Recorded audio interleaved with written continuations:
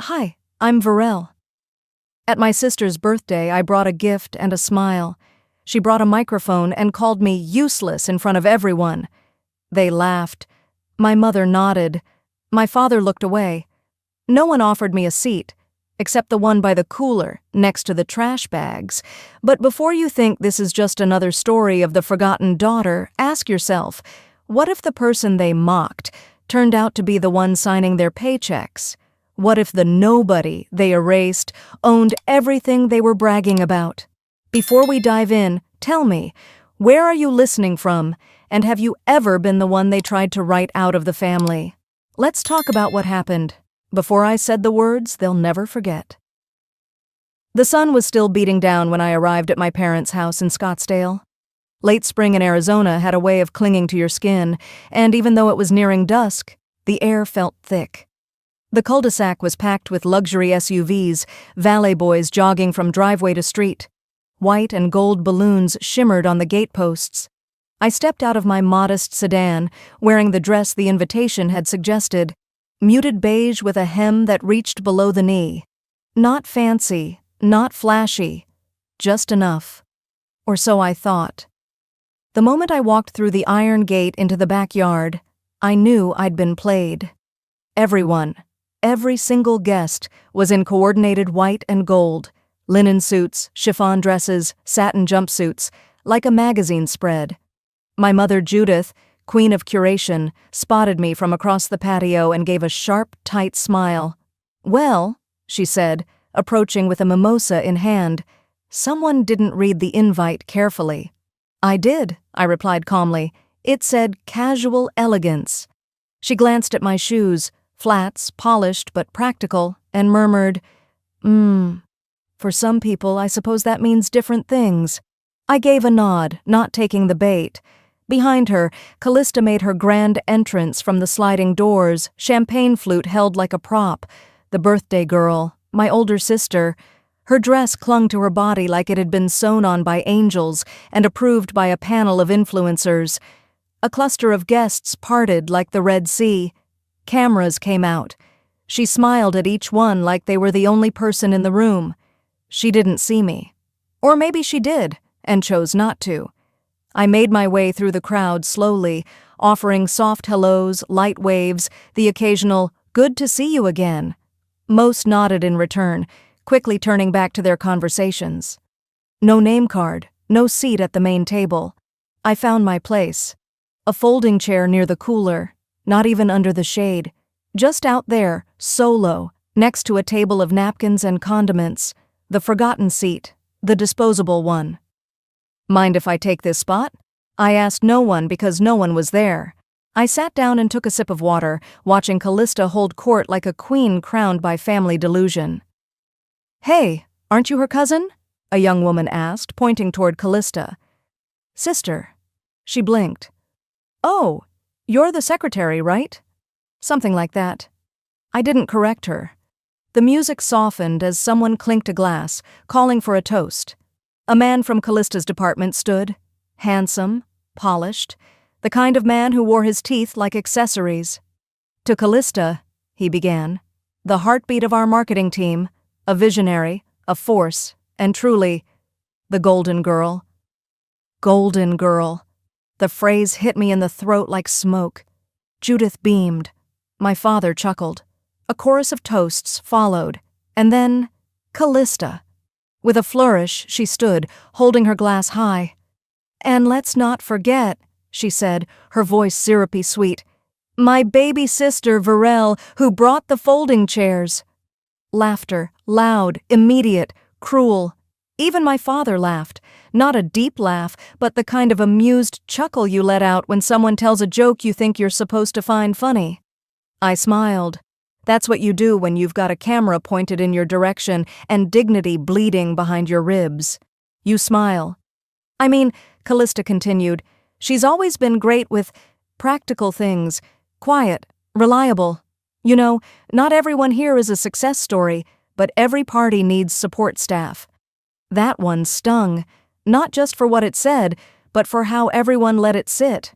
No one flinched, no one stepped in. The woman who'd called me the secretary chuckled into her mimosa.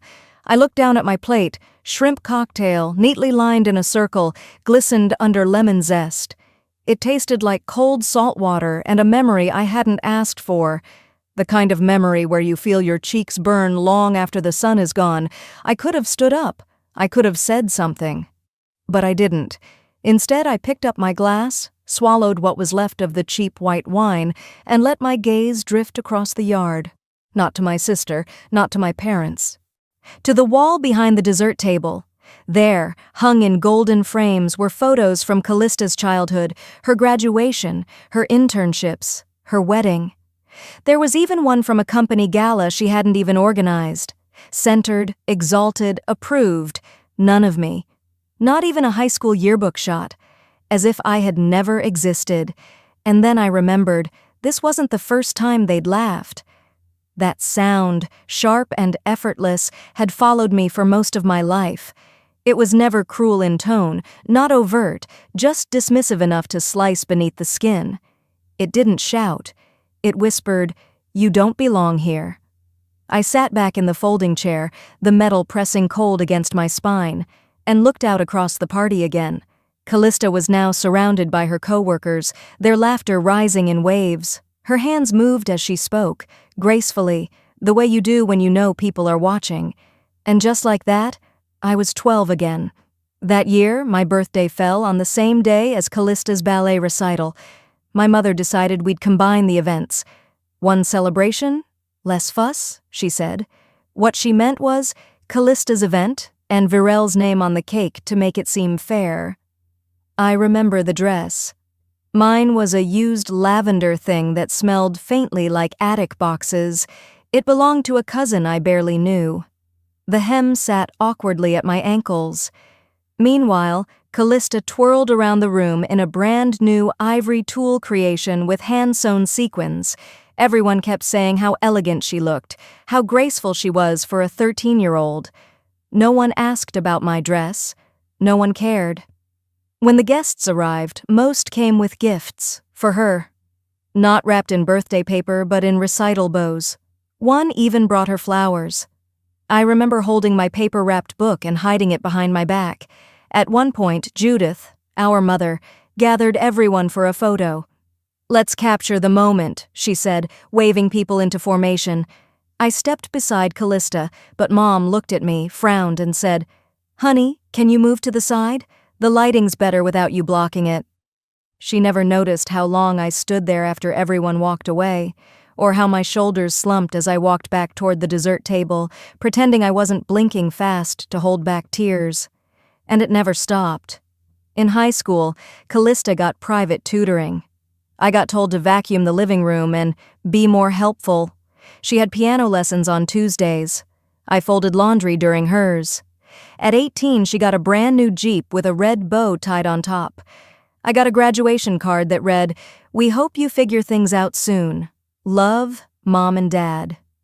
At college, when I made Dean's List my sophomore year, I called home. Judith asked if I'd remembered to pay the rent on time. Even now, at 36, nothing's changed. Callista still wears gold and gets celebrated for it. I sit in the background, folding chairs and all. Back in the present, I shifted in my seat and watched a small girl, maybe 7 or 8, pose in front of the dessert cart. Someone, probably her mother, pulled her aside and tucked her hair behind her ear. Then called over 2 more kids, lined them up, and snapped a photo. They all squealed with delight. No one ever did that for me. There's a quiet kind of pain in realizing you've been fading into the backdrop of your own family for decades. You learn how to smile without showing teeth, how to nod when someone misremembers your job title, how to sit near the cooler and pretend it's not humiliating. And yet, I stayed. I don't know why. Maybe some foolish part of me still hoped, after all this time, that someone would notice, that someone would finally say, "You're not invisible to me." But that kind of recognition never came. Not then. Not now. Callista was now standing beneath a string of fairy lights, laughing with a glass of champagne. The lights danced across her sequins, catching the eyes of everyone nearby. She leaned in to whisper something to one of her colleagues, and they both giggled like teenagers. The word useless from earlier still rang in my ears. Not because she meant it, but because she did. I glanced down at my hands.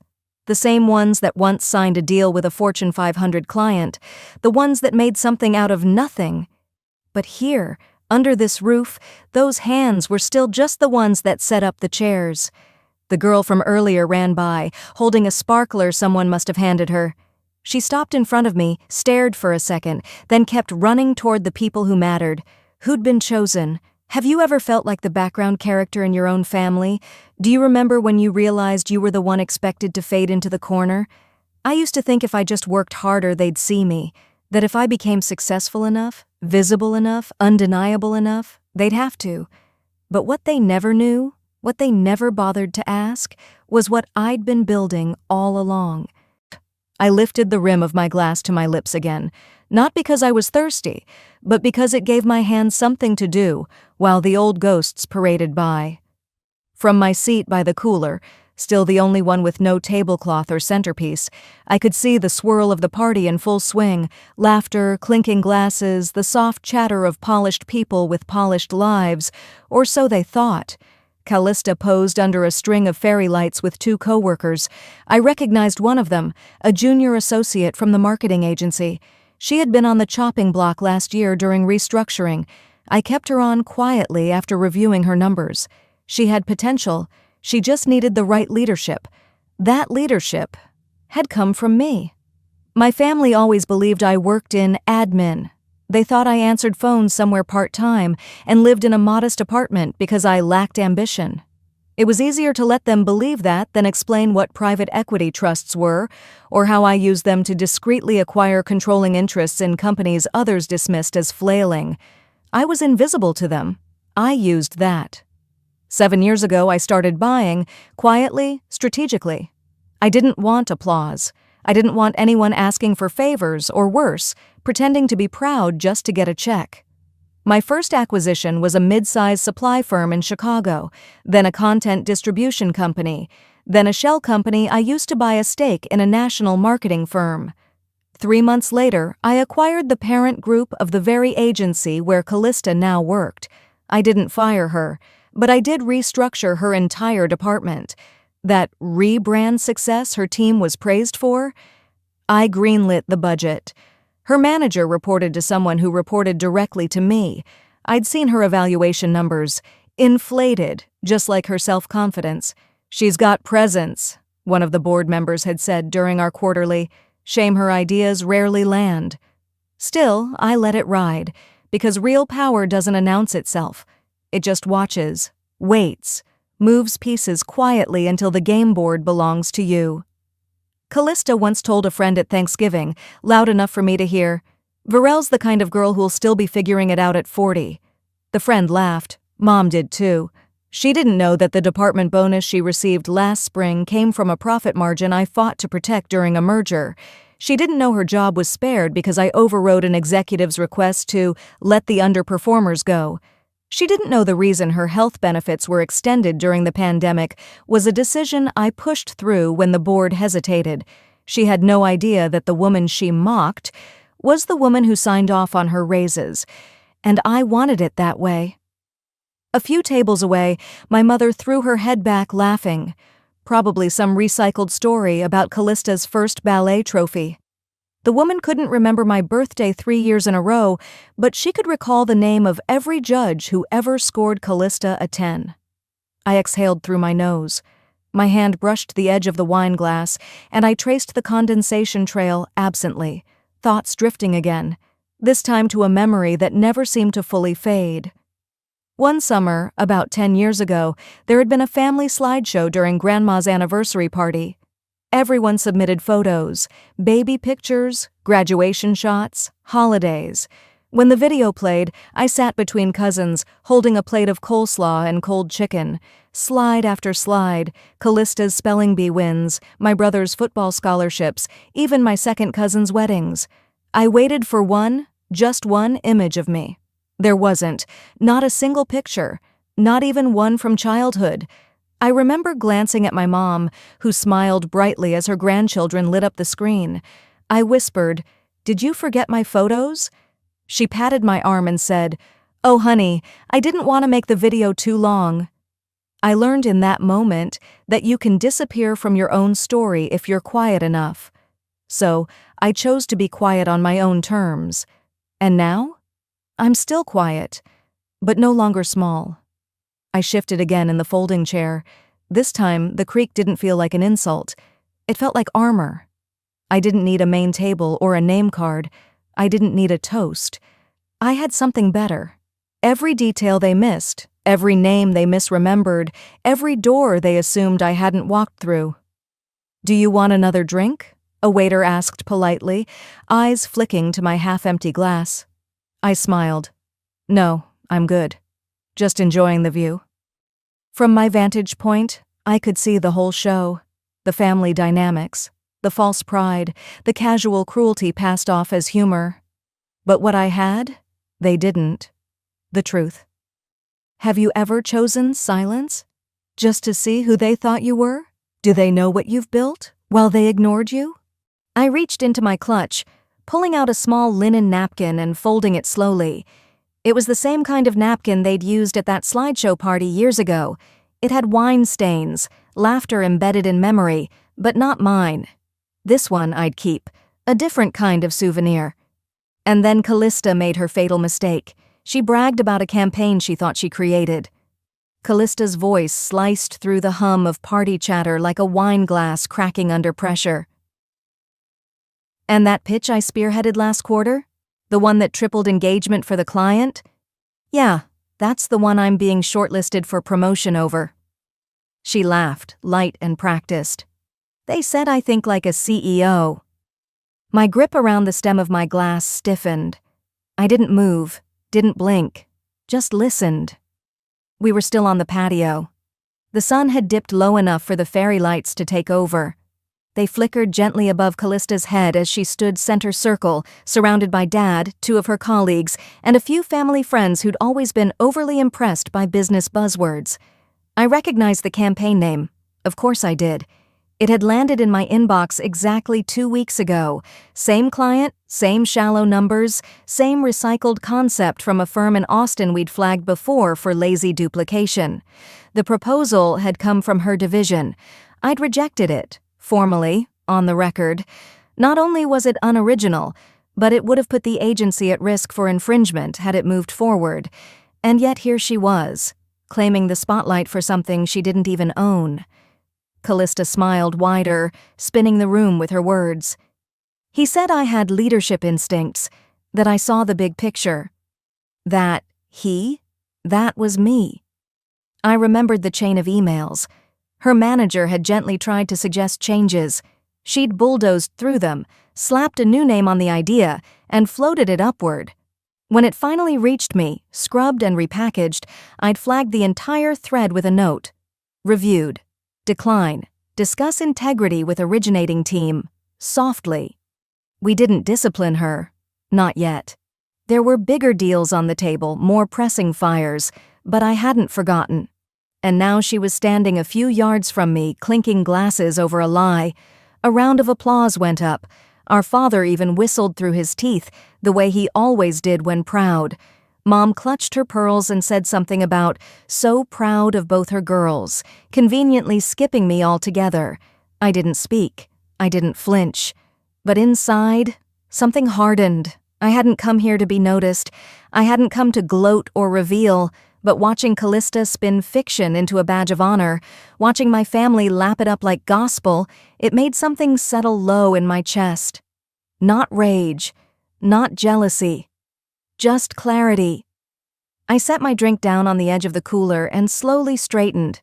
Callista caught my eye, mid-laugh. It was just a second, a flicker. But I saw it. Something in her expression twitched, like she suddenly realized I wasn't where I usually was, emotionally. I wasn't slouched. I wasn't avoiding eye contact. I was simply watching. And I think she saw it. Not the sister she'd always stepped over, the real me. I didn't smile. I didn't look away. Instead, I took a slow step back, blending with the edge of the patio, letting the shadows claim me for a beat. I pulled out my phone, not to scroll or distract, but to check the ping I felt buzz a few minutes ago. It was a calendar reminder. Morgan Acquisition Review, Monday, 10:30 a.m. I exhaled through my nose, small and measured. That deal alone would triple the firm's revenue, and I was at the helm of it, negotiating the contracts, finalizing the asset transfer, even handpicking the transition team. I would soon be one of the majority shareholders in the holding company that technically paid Callista's salary, and yet here she was, playing CEO for a crowd that didn't know the difference between performance and performance art. A guest nearby chuckled too loudly. Someone passed around mini sliders. My mother's voice rang out again, asking Callista to say that thing again about strategic thinking. I turned my back to the scene and stepped toward the edge of the lawn, where the lights faded and the dark hush of the desert trees took over. It was there, in the quiet, that I could breathe. For a moment, I let myself remember how many times I'd swallowed lies like this, how often I'd watched Callista get praised for shortcuts while I buried myself in the long game. No one had ever asked what I was building. They were too busy laughing at the version of me they thought they knew. But tonight was different. I wasn't angry. I wasn't bitter. I was awake. And I knew it wouldn't be long before someone else at this party would start putting pieces together. My name was on more contracts than they'd ever imagine, and this persona I'd let them believe, part-time Varel, wasn't going to protect them forever. Have you ever let someone lie about your work just to see how far they'd go? What would you have done if your own siblings stole your credit? Again? I turned slowly, just in time to see Callista laughing again, her hand resting on Dad's arm. And that's when Dad walked over, with a burger in one hand and a loaded insult in the other. He came toward me like he always did, shoulders back, smirk sharp, a burger in one hand and a red Solo cup in the other. My father had a way of arriving just when I hoped he wouldn't. His timing was uncanny, like life had trained him to appear at the precise moment he could bruise something already aching. "Well, look who's still playing secretary," he said, eyes scanning my dress like it confirmed the comment. "Callista says you're, what was the word, comfortable in your little role." I tilted my head, offering a polite smile, but this time I didn't nod. I didn't laugh it off. I simply looked at him, a look that said, "I heard you, and I won't forget." He didn't notice. He never did. He bit into the burger like the moment didn't weigh anything. "You know, I helped save John Carter's hardware store last year," he said between chews, pointing vaguely toward the far edge of the lawn. "Got him one of those small business grants. Didn't cost me a thing. Just called in a favor." I blinked. A pause. Something in my stomach dropped, not sharply, not all at once. It was a slow, heavy fall, like wet cement. "A grant?" I asked, too evenly. "Yeah, the one through that Small Business Alliance group. What's it called?" He snapped his fingers. "State Development something. Use the Family LLC. Said it was women-led. That always helps the optics." My hand gripped the condensation-soaked edge of the cooler beside me. That grant had my name on it. My dormant LLC, VJ Strathold, registered under my legal name, tied to my EIN, untouched for years except for corporate filings. I hadn't applied for any grants, but I'd seen the paperwork come through my tax alerts 2 years ago. I'd assumed it was a clerical error, maybe something an assistant triggered by accident. I let it go. Stupidly. "You used my business name for a grant," I said. He looked at me like I'd asked about the weather. "It was for the family. You weren't using it. John needed help. That store kept your cousin working." He said it like it made sense, like it should make sense to me too, like it was normal for a father to forge his daughter's business information because... family. I didn't raise my voice. I didn't react. I simply leaned in and said quietly, "You used my identity, again." He gave a half chuckle. "You're too serious. You know that's always been your problem, right? You take things so personally. That's why you get overlooked." "I don't get overlooked," I said. "You choose not to see me." He shrugged, finishing the burger. "Whatever you say, sweetheart." I stood up straighter, my voice low and steady. This is the last time you speak about me like I'm your failure, while using my success to get favors." He laughed like I was trying to be dramatic, like I was performing some monologue he'd heard before and dismissed. "You always were sensitive." "No," I said. "I just stopped excusing it." I didn't wait for a reply. I stepped past him, not brushing his shoulder, not letting the moment hang any longer than it deserved. I walked toward the lawn again, every step careful, controlled. I thought I could shake it off, let it roll. I'd done that my whole life. But something inside me was unraveling now. Not wildly, no. It was precise, methodical, and permanent. Back near the tables, the party continued like nothing had shifted. Callista was now holding court near the champagne fountain, surrounded by co-workers and cousins. Her hand flitted through the air as she retold the same campaign story, this time with more flair. Everyone smiled. Mom laughed louder than necessary. Then, I heard it, her say my name. "And Varel? Oh, she's always been steady, practical. She likes being out of the spotlight." They nodded like that was a compliment. Like it explained why I was the one refilling ice buckets while Callista posed for photos in a gold sash that said, "Birthday Queen." I stood by the drink table for a second too long. The burn behind my eyes surprised me. Not because I was weak, but because I had thought I was beyond letting them do this to me again. I turned toward the side gate. The lights were dimmer there.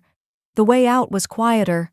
I wasn't going to make a scene. I just couldn't do it anymore. But then something stopped me. She couldn't have been older than 20, thin, wide-eyed, hair in a loose ponytail, balancing a tray of dessert cups on one hand. She wore the kind of black outfit all servers wore, but her eyes caught mine, just for a second. She mouthed, "I know who you are." I blinked. She didn't smile. She didn't look away. She simply nodded, once, and kept walking. It was barely a moment, but it cracked something open in me I didn't expect. Someone in this crowd knew. Not the version of me they'd reduced to a folding chair or a punchline, but me, and I couldn't leave just yet. Have you ever been so close to leaving until one person, one look, made you stay? If your family used your name without permission, would you forgive them? She walked over like she wasn't supposed to be seen. Quick steps, shoulders slightly hunched, tray tucked under her arm. I thought she might ask if I needed more water or if the shrimp cocktail had been to my liking. Instead, she leaned close and whispered 6 words that cracked the entire day in half. "Thank you for the scholarship, ma'am." I blinked. "I'm sorry?" She straightened just slightly, eyes earnest. "The VJ grant. You funded it, 2 years ago. I was one of the first recipients." Then she smiled, small, real, and turned away just as swiftly as she'd arrived. I stood still, wine glass hovering midair. The sun hit the side of the house, casting long shadows over the lawn. I heard the music, the laughter, the clinking of cutlery, but it all receded, like someone had turned the volume down. That girl had said "ma'am," and she'd meant it. She didn't see me as the extra guest at the folding chair. She didn't see what my family chose to ignore. She saw me. She knew. I placed my glass down carefully, letting my hand drop to my side. From the corner of my eye, I saw someone watching me. Callista's assistant, the one with the clipboard who'd been quietly managing details since noon. She had that look, the kind where your brain is ticking through new data, lining up facts that had never quite made sense before. She looked from me to the retreating waitress, then back to me again, and just like that, the air shifted. A guest near the dessert bar leaned closer to their companion and whispered something. Another turned slightly, trying not to stare. It was barely perceptible, but I knew the current had changed direction. I didn't smile. I didn't gloat. I just stood a little taller. I'd spent so many years letting them believe the version of me they'd invented, meek, simple, comfortable. Letting them define me was the cost of peace. But now I realized that peace had always come at my own expense. From the driveway came a soft, electric hum, almost too quiet to notice unless you were listening for it, I turned my head just as a sleek black Tesla slid into view, sunlight glinting off the windshield. It stopped near the front steps. The back door opened. Marcus. He stepped out, immaculate as always, slim-fit navy suit, pocket square perfectly folded, sunglasses he took a moment to remove as he surveyed the scene. Callista's breath caught loud enough for those near her to turn. "Oh my God," she gasped, smoothing her hair with both hands. "That's my boss." People looked up. Conversations paused. Judith, standing beside the cake table, perked up like a socialite spotting royalty. "Is he here for you?" she asked Callista, already reaching to adjust her daughter's necklace. "Smile, baby." Callista grinned wide, stepping forward, arms partially raised like she didn't want to seem eager, but couldn't help it. "Marcus!" she called. "What a surprise!" But Marcus didn't answer. He kept walking, cool and measured, passing the tiki bar, the cousins playing cornhole, the buffet line, without breaking stride. Past Callista, right toward me. He stopped 2 feet away, face softening into something rare. "Madam Sue," he said, offering a nod. "Wasn't expecting to see you here." "Madam." Not, "Hey," not "you," not even "Miss." "Madam." My spine straightened instinctively. I held his gaze. "I wasn't expecting you either, Marcus," I replied. My voice was even. My chest, however, was suddenly aware of every eye swinging in our direction. Callista's face twisted, not yet horror, but confusion. The kind that comes when the puzzle pieces don't fit. Marcus turned toward the patio for a moment, then glanced back. "Do you need a ride after this? I've got to brief you on Monday's negotiation. Morgan is folding if we handle it right."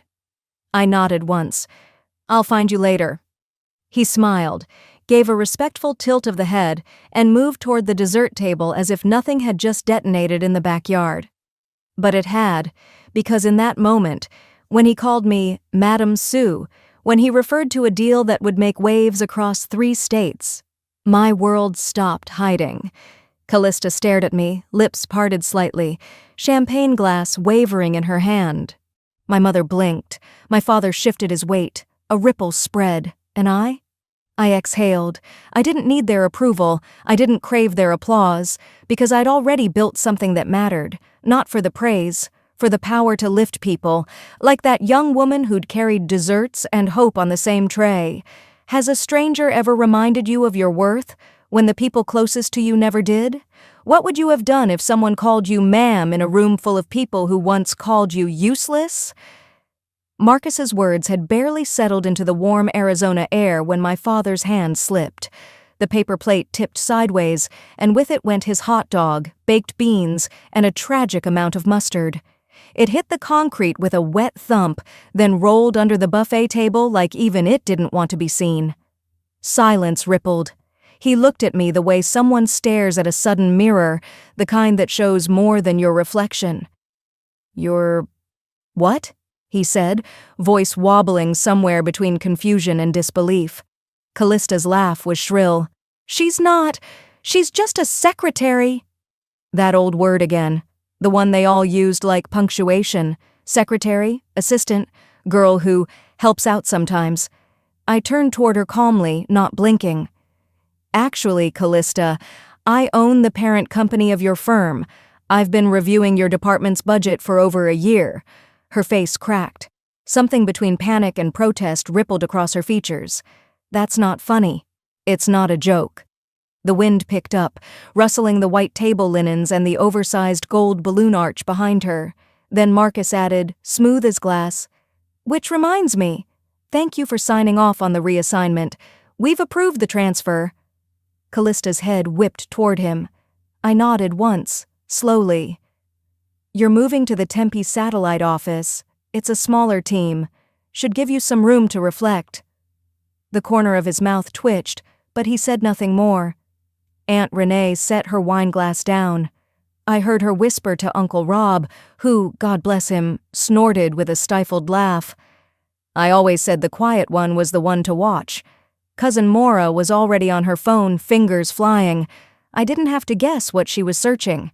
My mother hadn't moved. still as the patio chair she sat on, eyes fixed on me like she didn't know if I was real or a fever dream. It was strange how quiet the backyard had become. All that noise, laughing, bragging, little comments thrown like breadcrumbs, gone, replaced by the sound of reality. I stepped forward, the folding chair behind me still creaking from when I rose. My voice didn't rise.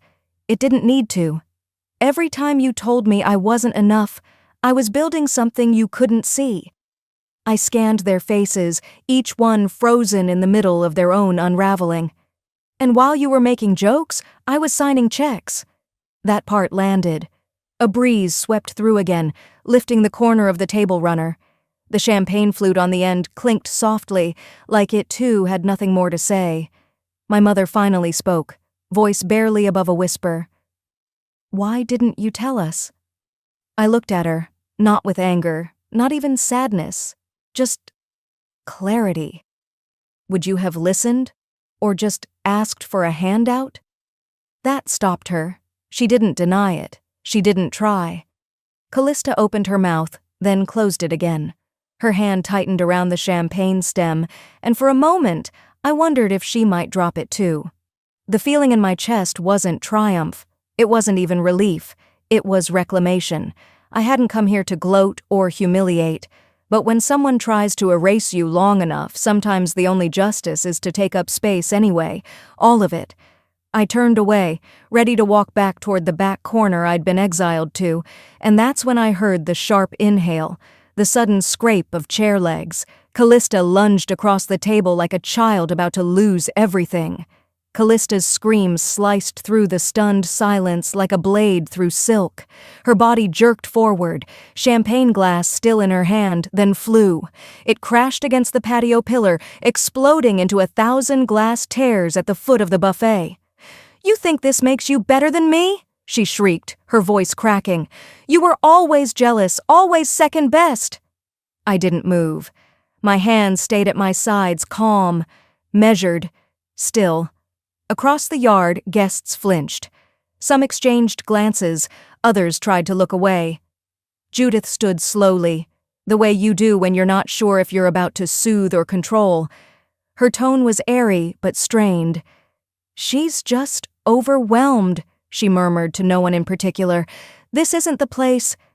Before she could finish, Marcus stepped forward with quiet finality and handed me a manila envelope. It was thick, sealed, heavy in implication. I held it, knowing exactly what it was. I'd requested it weeks ago, just in case. I opened it slowly. The tension was now a living thing. Callista watched me like a cornered animal, her eyes wide but still defiant. Inside, screenshots, internal server logs, time-stamped emails, misattributed credits, fund routing statements from the charity gala she'd coordinated last spring, surveillance stills showing her stepping in front of another employee's presentation, taking notes as if they were hers, even a snapshot of her posing with a check made out to a children's shelter, one that never received it. I didn't lift the papers like some dramatic courtroom attorney. I simply placed them on the serving table, right next to the shrimp cocktail and the untouched deviled eggs. "This is what overwhelmed looks like," I said, my voice low but clear. "When it's exposed." A ripple went through the crowd. No one gasped. That would have been too theatrical. But people stepped back. You could feel the temperature drop. Callista stepped toward the envelope, then stopped herself. Her mouth trembled. I did it for us. For the family. Mom always said you wouldn't take care of anyone." I looked at her, not as a sister, not even as a woman I once admired as a child, but as a person desperate to outrun her own shadow. "No," I replied. "You did it because you thought no one would ever dare say no to you." She blinked, and for the first time that day, her defiance cracked. The hush was painful. Judith sat down hard, her hand resting against her temple. Her nails dug into her own skin, as if pressing the truth back into her skull. Then I saw it. The folding chair in the corner. Still there. Still ugly. Still a message. They had saved that seat for me. The invisible girl, the helper, the afterthought. Not anymore. I took a step forward, away from it. I didn't even glance at it this time, just past it like it had no power over me. My father stood rigid. He looked down at the envelope, then at the shards of Callista's broken glass on the patio. His lips parted, but nothing came out. For a man who always had a story, a reason, a scapegoat, that silence was louder than any insult he'd ever thrown my way. I walked slowly to the center of the lawn. They laughed when I showed up underdressed, I said, not to anyone in particular, but to the air itself. They laughed when I sat on a folding chair by the cooler. They've been laughing for 36 years. Now I smiled, not the kind Callista used for photo ops, not the brittle kind Mom gave at church. Mine was earned. They're not laughing now. Marcus stood behind me, hands calmly clasped. Even he didn't interrupt. Judith looked at me with something new, not shame, not guilt, not even confusion. It was recognition. Maybe the first time she'd ever seen me. Callista stepped back, glassless, speechless. You called me useless, I continued. But here's what I built while you weren't looking. A company, scholarships, a new department you'll now be working outside of. While you were mocking me, I was writing the policies you follow. The guests didn't clap. They didn't need to. This wasn't a stage, it was a reckoning. I turned, ready to walk out. I didn't need dessert, and then she snapped. Callista lunged across the table like a child about to lose everything. I picked up my purse, nodded to Marcus, and said the words I'd waited 20 years to say. Let's go. No dramatics, no slow-motion stares, just a steady walk toward the gate, past the folding chair, past my parents, past the stunned silence that had once echoed with laughter I was never part of. 3 days passed. Not a word, no apology, no call, no message filled with half-hearted excuses or thinly veiled guilt. Just quiet. The kind of silence that used to gnaw at me when I was younger. But this time, it wrapped around me like peace. Monday morning, I was at my desk before my assistant had finished her latte. Morning, Varel, she smiled, placing a stack of folders by my side. Morgan acquisition call is at 10. Your team's prepped. I nodded, slipping on my reading glasses. Back in control. Not to prove a point. Not for anyone else. Just for me. Later that day, during our quarterly board meeting, one of the interns hesitated beside the conference table. Would you like to sit here, Ms. Sue? He asked, motioning toward the guest chair near the window. I glanced at the seat. It reminded me too much of that plastic thing near the cooler. An afterthought. I walked past it and gently pulled out the head chair instead. I think I've earned the one at the center, I said softly. They didn't laugh. They just nodded. The intern pulled it out for me the rest of the year. That afternoon, Marcus stopped by my office. He leaned in the doorway, arms crossed. Callista resigned this morning. HR just forwarded her exit email. I looked up. She blamed a misalignment in leadership vision, he added with the faintest smirk. I didn't react. I wasn't surprised. I wasn't even angry. I didn't want her humiliated, I said. I just wanted the lying to stop. He nodded. It did. A few minutes later, as the sky outside deepened into late Arizona gold, my assistant walked in again with a small envelope. No return address, just came through the front desk. I opened it slowly. Inside was a simple folded card. Thank you for seeing someone like me. You gave me hope. R. I smiled. It didn't need to say more. I knew it was her. The young woman from the party. The one who'd whispered gratitude while the rest of the room whispered judgment. I tucked the note into the top drawer of my desk, right next to my father's old watch. A reminder of time lost, and of what I chose to do with mine. Weeks later, I attended my cousin's wedding. Judith was there, seated near the front. Callista didn't come. No one asked why. As I arrived, one of the ushers greeted me, holding a program. There's a seat for you up front, he said, right next to your mother, names printed in gold. I walked toward it slowly. The nameplate was elegant. Virel Sue, embossed in delicate script. I stared at it for a moment, and then I stepped past it. found a quiet seat by the window, not because I was bitter, but because I finally understood I didn't need their chair anymore. I'd built my own space, my own life, and no nameplate, no fancy font, no last-minute gesture of acknowledgement could ever give me what I'd already claimed for myself, because sometimes you leave chairs empty on purpose, not out of spite, out of growth, out of peace, out of knowing that no one gets to define your place, not even those who raised you.